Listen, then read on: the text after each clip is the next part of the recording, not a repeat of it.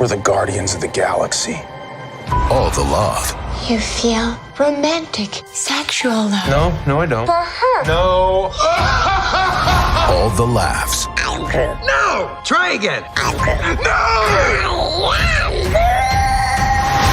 Has led to this. That is sad. You know what's sad? People on Earth die when they're like 50. Are you about to die? I'm not 50. That's right. I've seen Guardians of the Galaxy 3. I'm going to tell you all about it. We're going to go through a spoiler-filled discussion. We're going to look at some clips. We're going to talk about it. We're going to find out why this movie makes it and helps Marvel continue on in their phase of the universe without having to deal with the multiverse, so on and so forth. You guys be sure to stick with me here at the Brick Wars Show. Here we go. Once again, welcome to the Brick Wars Show. I'm Brian. You can reach me at brian@brickwarshow.com. We're going to talk Guardians of the Galaxy 3. Guys, this is going to be a spoiler-filled, complete discussion of the entire movie. We're not going to leave any stones unturned. I want to warn you, I'm going to put spoiler alerts all over the channel face here, so that way you know that this is a spoiler-filled review. So, with that out of the way, let's talk about Guardians of the Galaxy. I'm gonna tell you something. I'm Star-Lord. I formed the Guardians. Met a girl, fell in love. That girl died, but then she came back. Came back a total dick. Oh, please. He left out some important information, but that is the gist of it. That's right. They're all back. Star-Lord's back. Mantis is back. Gamora's back. Drax is back. Rocket's back. The whole crew is here together for one big final outing. And Kraglin, he's even, and it plays a very good role with Cosmo, which almost steals the movie. Cosmo is amazing. If you don't know about Cosmo the Cosmic Dog, then you need to brush up on your Marvel history a little bit, because it's cute little dog. And he's a very good dog. Cosmo is a very good dog. Anyways, the movie starts out and pulls an Up on us from the movie Up, where within the first 5 minutes of the movie, I got tears coming out of my eyes. I followed these characters through 5 movies now. And for them to break my heart within the first 5 minutes and the transition to seeing, it wasn't just Rocket's transformation and morph into what his face has grown up, but you can literally see the differences in his face that the High Evolutionary did to him, and the way his skull is and everything because of his surgeries and stuff, and you can see it when it melds into that, and you just get this horrible sense of foreboding of what is going to happen to Rocket and his friends that are in here with him. And for Rocket's first word to be hurts, get me right in the feels, James Gunn. And that is what makes this movie amazing. James Gunn has the ability to take humor. He has the ability to take the deep, deep issues that we deal with as people. He's able to take a look at different things from a different angle, a different perspective, if you will. Out in space, for instance, out in a different universe. These aren't your problems, these are their problems. But they deal with the same type of issues that we have here. Very good at doing it. The music is amazing. The soundtrack of this thing is amazing. It may be my second favorite one. I don't think anything beats the first Guardians of the Galaxy soundtrack, just because it was one of a kind. It was the first time you ever saw it. It's much like, Star Wars Empire Strikes Back, Return of the Jedi. When they replaced Nub Nub with that new John Williams thing, I went ape crap. I mean, I was just, this was just ridiculous. I didn't know what was going on. Nub Nub was the way to go. But, so we have this whole emotional thing with Rocket, and we find out that Peter, he ain't doing too good. Peter's still really having problems getting over Gamora. And we find Peter in the bar, drunk, passed out. And you watch as the Guardians all kind of come together as they walk down the street carrying Peter Quill to his bed. And you get a sense of togetherness that they're doing this as a team. That this was a real rock solid thing. And then Adam Warlock shows up. Hey! Where did you go, Squirrel?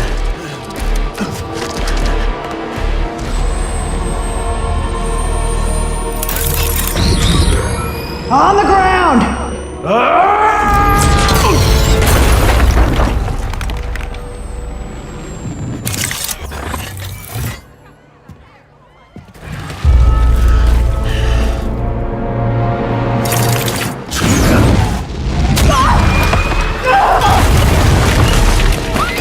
No, stop! No! No! Stop, please! Stop, please! And you just saw a majority of Adam Warlock's major part of his appearance in the movie. He just wasn't utilized enough. And I understand why James Gunn had to fulfill that story arc that he started in number 2 to round it all up. But he really just wasn't fleshed out. I really hope that now that they've shown that he's going to be in the new Guardians lineup, that we are going to get some more out of him and we can get some more of that character development. Because I really feel he's got a lot of power. He's like a young Vision almost. I've heard other people say that, where he's kind of, young, naive, not knowing right from wrong, really. So I'd like to delve into that more and see where he goes with that and see how Rocket can teach him right from wrong. So Adam Warlock shows up and really hurts Rocket.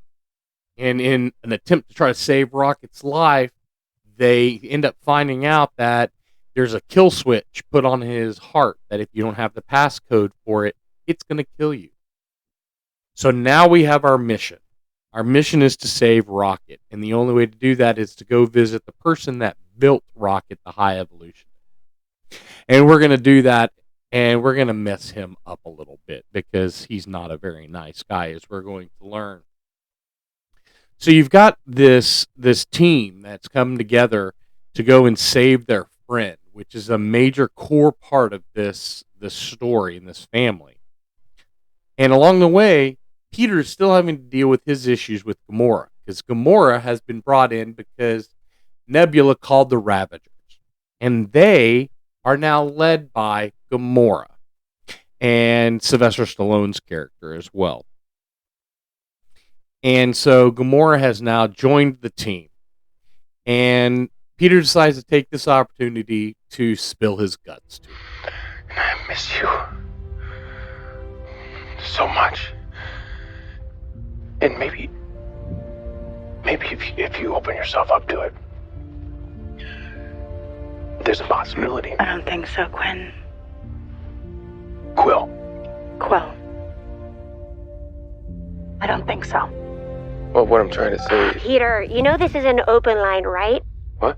We're listening to everything you're saying. And it is painful. And you're just telling me now? We were hoping it would stop on its own. But I switched it over to private. What color button did you push? Blue! For the blue suit! Oh, no. Blue was the open line for everyone. Orange is for blue. What? Black is for orange. Yellow is for green. Green is for red. And red is for yellow. No, yellow is for yellow. Green is for red, red is for green. I don't think so. Try it then.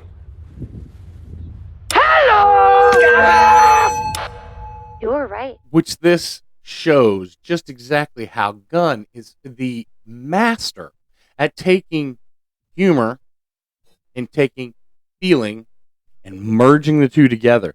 You've got this amazingly touching scene where Peter's pouring his heart out. Meanwhile, he's doing it in front of everybody, and everybody's making fun of him at the same time. It's real Guardians of the Galaxy stuff, heavy stuff. We move on. We get there. we do separate the Guardians of the Galaxy team. One goes off one way, one goes off the other way. And meanwhile, we're getting all of these flashbacks with Rocket and all of these feels. I want to show you this one scene that, to me, really kind of just sums up the heart of this movie. And it's about four friends and just their childlike innocence that they have with each other, and the closeness and the bond that they have. You just get it all in this short little bitty scene. When Sire moves us to the new world, we're gonna need names. I mean, 89Q12, it's not really a name. So, I would like my name to be Lila. Lila. Lila. That's a pretty name, Lila. Thank you. I think my name shall be Thieves. Because although we all do have them, mine are definitely the most prominent. Thieves. Teefs. Lila. Thieves. Me be called Floor because me is lying on floor. You're lying on a floor, so your name is Floor? Yes. Floor. What about you, friend? Someday, I'm gonna make great machines that fly. And me and my friends are gonna go flying together into the forever and beautiful sky. Lila and Teefs and Floor and me. Rocket. Rocket. It really is good to have friends. Yeah. Needless to say, the Guardians get to the High Evolutionary and have this amazing hallway fight scene that might be the best hallway fight scene ever to be put on film. It's amazing. There's some great videos from Heavy Spoilers, which is a YouTube channel that I follow. You can check out their review of it. Also, Screen Crush did a really great video on the perfect hallway fight scene with Guardians of the Galaxy. Check those two out if you haven't already. I'm not going to cover all of it right now, but they did a really great job of covering that and going over it. Which leads us to the ending of Guardians of the Galaxy. And I'll be very honest with you guys. Nobody died. And I was floored by that. I was for certain, with all the announcement of who's not coming back and who is going to come back and what's going to be played here and what's not going to be played here, and poor Rocket seemingly going off into the Neverworld. And I just knew that the reason we weren't going to ever have these Guardians again is the fact that one of them was going to die, at least. Maybe two of them. I was afraid two of them were, actually. But the fact that none of them died was almost as shocking as if one of them would have died, if that makes any sense at all. And so I left the movie theater oddly satisfied, even though we didn't lose anybody. I was happy about that. It was a good feeling. And if you stayed for the after credit scene, you got to see King Groot. I mean, come on. You got to see Kraglin and Cosmo and Rocket leading the Guardians, and it was a really good wrap up to the Guardians story. And I know we're never going to get this version of the Guardians again, but I bet you money we know we're going to see Star-Lord again, because we got a teaser that Star-Lord will return. And we might get the legendary Star-Lord comics, which would be great. But we're able to take this and we're able to say, okay, you can use these characters out here in your Marvel universe. They're just not going to be together again. But we could still definitely have another Guardians movie with the new version of the Guardians. You could definitely have them show up, like Star-Lord show up in one of the Avengers movies against Kang or whatever. Speaking of Kang, we got to talk about that Jonathan Major situation. Holy mackerel.